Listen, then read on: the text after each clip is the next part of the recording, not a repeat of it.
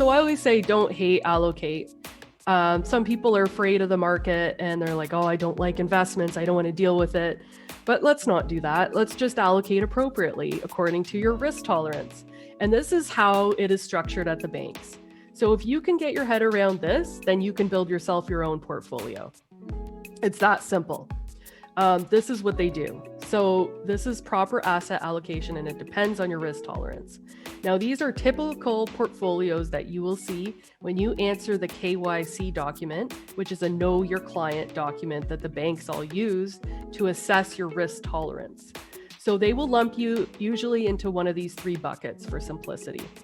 The first one is the conservative portfolio. When you say, I don't want to lose any money, I just want to keep my money safe.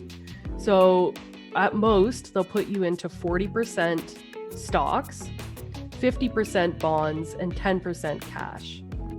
Now, a lot of these conservative portfolios might hold many mutual funds, which might have high fees. And so this conservative portfolio might not serve you well, and you might actually lose money every year.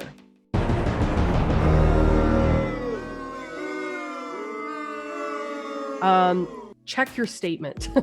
That's what I can say. And if you have to check one statement, check the December year-end statement, because the December year-end statement shows the performance for the year, and you'll be able to see quite easily if you've made any money throughout that year.